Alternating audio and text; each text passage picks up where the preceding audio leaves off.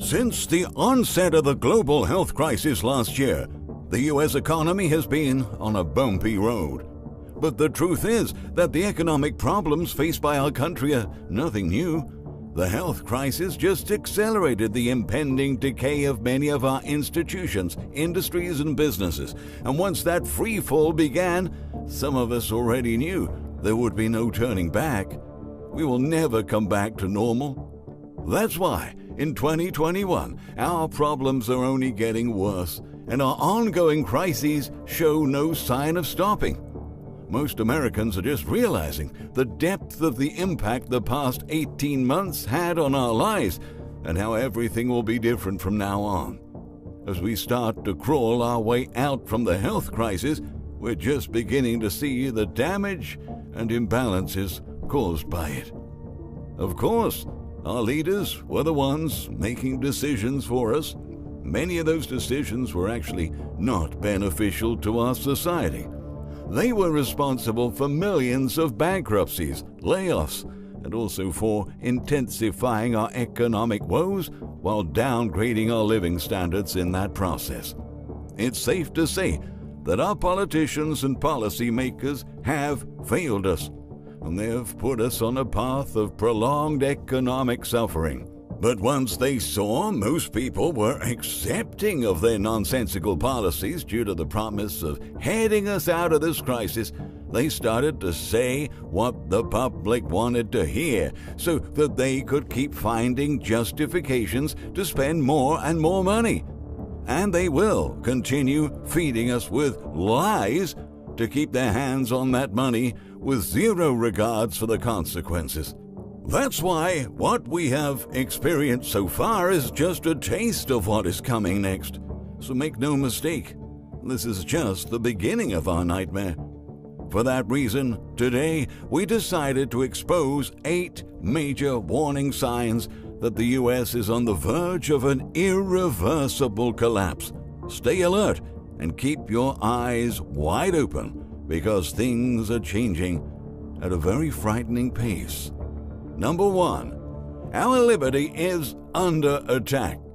Benjamin Franklin once said, "Those who would give up essential liberty to purchase a little temporary safety deserve neither liberty nor safety." Throughout the past year, we have been forced to give up on our liberty to allegedly ensure a sense of safety. Now, this is not about wearing face masks or social distancing or avoiding social gathering. It actually goes much deeper than that. We were attacked by reckless measures issued by the government that led to the destruction of our finances, mass unemployment, and permanent business shutdowns for the purpose of giving us a fake idea of safety. The spread of the virus was never controlled. If it was, we wouldn't be the country that recorded the most cases in the world. So we locked down our economy over and over again for nothing, really. Then after a massive wave of layoffs pushed unemployment levels through the roof, government stimulus measures not only failed in providing a safety net for millions of Americans, but also created severe imbalances in the financial market and the economy. We have never been safe. They have never been worried about our safety. They enabled the bankruptcy of hundreds of thousands of small businesses in favor of big business. They led our workers in deep economic despair just to hand even higher profits to wealthy investors. And now that our population is absolutely exhausted, our collective sense of liberty has been weakened, and we're in danger of losing it entirely. Number 2. The wildest government spending binge in history. The biggest factor that will likely trigger the total collapse of our economy is our colossal debt resultant from reckless government spending. In one single year, our national debt has climbed to almost $30 trillion. And ever since the federal government and the Federal Reserve realized they could just print, borrow, and spend more and more money without the disapproval from the public, they have gone on a wild spending binge that simply won't end.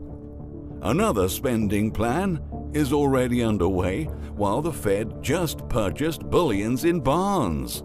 At first, they were saying this money was needed to, quote, help, unquote, people and businesses to make it through the ravaging recession we faced. But now that they have created steep imbalances in the financial market, they have to come up with higher doses of liquidity to inject into the system. Otherwise, it will completely fall apart. However, at some point, it will be just impossible to keep using artificial money to solve our problems. The government is arguing that because people are spending more, the economy is recovering, but that is far, far, far from the truth. We're witnessing a temporary surge in consumer demand that will soon be eclipsed by an inflationary spike of unprecedented proportions. We are at risk of facing the worst financial crisis and economic depression the world has ever seen. And the more our leaders choose to ignore the risks, the closer we get to the financial abyss. Number 3. Runaway inflation. Economists, market veterans, and financial analysts have all been warning that the pin that will pop the everything bubble will be rising inflation. At this point, the official inflation rate has already surpassed the 5% mark. By the end of the year, it will undoubtedly be much higher than that. Over the past 12 months, housing prices have soared by 20%, even though lumber prices, which were previously making the cost of a new home higher, have come back down to earth, meaning that it was never the cost of lumber that was making home prices hit sky highs. Food prices, rent, fuel, everything is facing sharp price hikes, and this is because of inflation and the countless price bubbles caused by the current monetary policies. Now, the 3 key markets that glue the financial world together are about to face a simultaneous crash. And that will occur because inflation levels are spiraling out of control, and policymakers will have to tamper with the effects of rampant inflation by raising the interest rates they have suppressed for over a year. Bond, housing, and stock markets are all on the verge of a brutal crash. And when that finally happens, we will see devastating losses and a financial crisis that will make the 2008 crash look like a Sunday picnic. Number 4. Main Street has lost its strength. We've lost hundreds of thousands of small businesses over the past year. Mom and pop businesses used to be the very foundation of our economy, and with many of them, so many gone, we've become increasingly reliant on big business. Huge corporations have largely been benefiting by the Fed's monetary policies, and they've been increasingly resilient during the recession.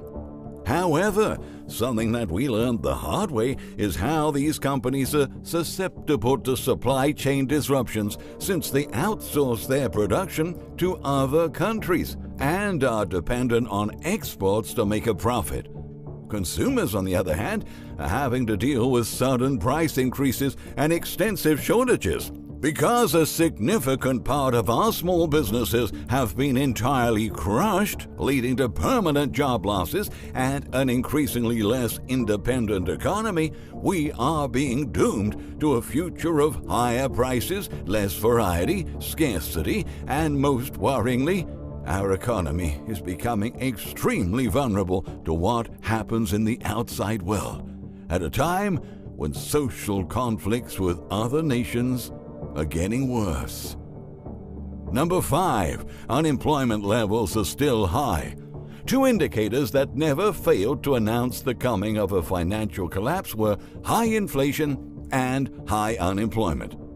Businesses that struggled to survive during the recession are finding it hard to offer competitive wages to attract workers back to their posts, while big corporations, which are undeniably more financially prepared to offer bonuses and hike wages, even if those increases are temporary, have been able to prosper during these difficult times. Now, government checks are about to expire, and at least 9 million Americans are still, unfortunately, unemployed. That's what the official numbers say, but many economists argue that a more truthful number would be somewhere around 16 million people unemployed. So while some sectors of the economy are rebounding, others are still in trouble. These imbalances are effectively compromising our real economic growth. An economic recovery isn't about a high demand for products, but our collective ability to grow economically as workers and as businesses. And it's safe to say, our real economic growth isn't even close to what it was before the sanitary outbreak.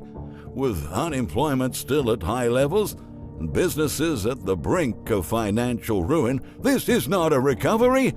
This is only a mirage. Number 6. Our current policies are anti-business. How can our businesses properly recover if the government keeps asking for higher taxes at a time many companies are barely scraping through to pay their rent? The new administration has some really high expectations for this economic comeback. That, or they are actively trying to make businesses fail.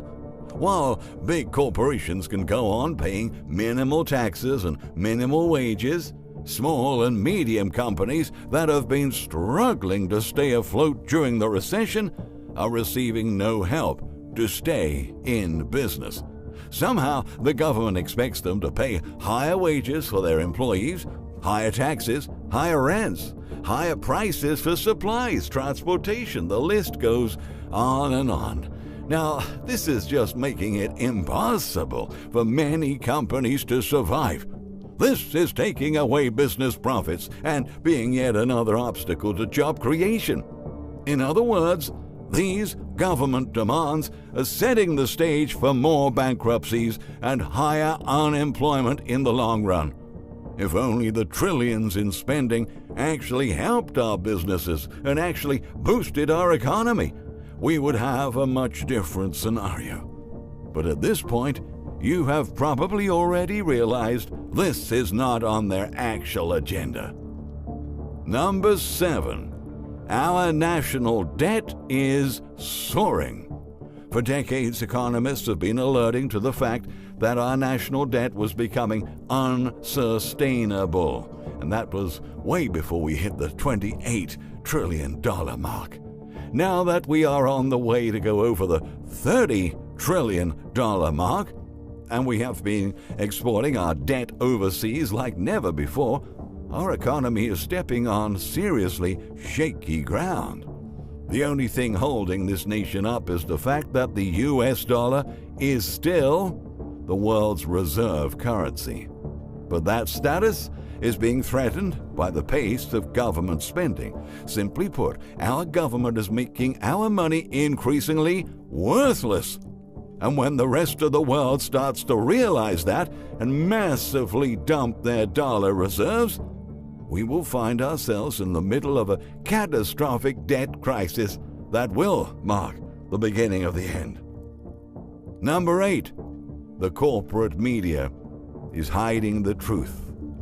When we don't know what is truly happening, we can't prepare for what is coming, and that's exactly what they want. An uninformed, unprepared, and frightened population is easier to rule.